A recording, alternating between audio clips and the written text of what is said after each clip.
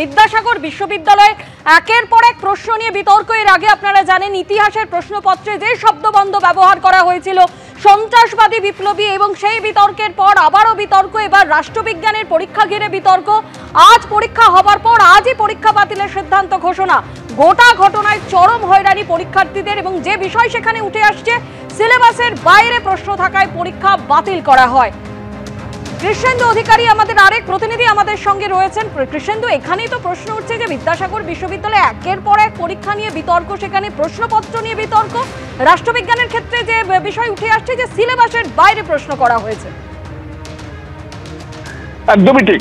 দেখো, আবার কিছুক্ষণ আগেই উপাচার্যের সঙ্গে আমাদের কথা হয়েছে, তিনি জানিয়েছেন এটা সিলেবাস বহির্ভূত যে প্রশ্নপত্র থাকার জন্য তার দাবি যে ছাত্র স্বার্থেই এই পদক্ষেপ করা হয়েছে।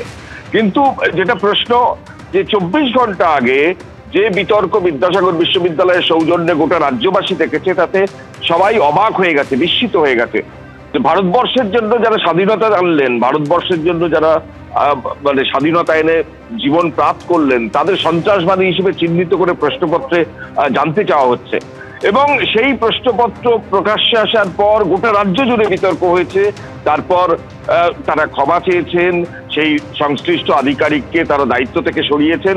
কিন্তু তারপরেও 24 ঘন্টার মধ্যে আজকে সেই বিশ্ববিদ্যালয়েরই আন্ডার গ্র্যাজুয়েট অর্থাৎ স্নাতক স্তরের 6th সেমিস্টার, ষষ্ঠ সেমিস্টারের যে রাষ্ট্রবিজ্ঞানের একটা নির্দিষ্ট পোর্শনের পরীক্ষা হচ্ছিল কয়েকটা কলেজ জুড়ে, সেই বিশ্ববিদ্যালয়ের অধীন একাধিক কলেজ আছে, সেই কলেজে পরীক্ষা হচ্ছিল। সেই পরীক্ষা শুরু হওয়ার পর হঠাৎ নজরে আসে যে সেই প্রশ্নপত্রেও দেখা যাচ্ছে যে একাধিক সিলেবাসের বহির্ভূত প্রশ্নপত্র সেই প্রশ্নপত্রে এসছে। গোটা বিষয়টা যারা পরীক্ষা দিচ্ছিলেন তাদের মধ্যে উত্তেজনা তৈরি হয়, এবং সেই খবর বিশ্ববিদ্যালয়ের কাছে যায়, এবং বিশ্ববিদ্যালয় পরীক্ষা চলাকালীনই তারপর সেই পরীক্ষা বাতিল করার সিদ্ধান্ত নেয়। সেখানেই প্রশ্ন উঠছে যে যে পরীক্ষা নেওয়া একটা বিশ্ববিদ্যালয়ের কাজ, সেখানে যারা স্বাধীনতা সংগ্রামীদের সন্ত্রাসবাদী বানান, তারপর বিশ্ববিদ্যালয়ের প্রশ্নপত্র সেখানে সিলেবাস বহির্ভূত প্রশ্নপত্র আসে, এবং এই গোটা ঘটনাটা ঘটছে 24 ঘন্টার ব্যবধানে। একটা নোটিশ জারি করা হয়েছে পরীক্ষা নিয়ামক দপ্তরের তরফ থেকে। সেখানে বলা হয়েছে যে এই পরীক্ষা আজকে বাতিল করা হচ্ছে, অর্থাৎ পরীক্ষা শুরু হওয়ার পর পরীক্ষা বাতিল করা হচ্ছে, এবং সেই পরীক্ষা 15 তারিখ আগামী দিনে হবে, এবং অন্যান্য পরীক্ষা অবশ্যই অপরিবর্তিত থাকছে।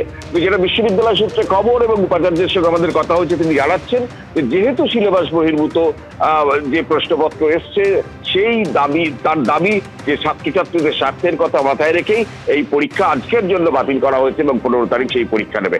এখানেই প্রশ্ন উঠছে যে যেখানে হইচই ফেলে দিয়েছে গতকালে বিদ্যাসাগর বিশ্ববিদ্যালয়ের প্রশ্নপত্র, ইতিহাসের প্রশ্নপত্র, সেখানে যারা স্বাধীনতা সংগ্রামী তাদের সন্ত্রাসবাদী আখ্যা দেওয়া হয়েছে, এবং ইংরেজি যে শব্দ, সেই শব্দের ন্যাশনালিস্ট শব্দের বাংলা পর্যন্ত জাতীয়তাবাদী এই শব্দটা পর্যন্ত করা হচ্ছে না।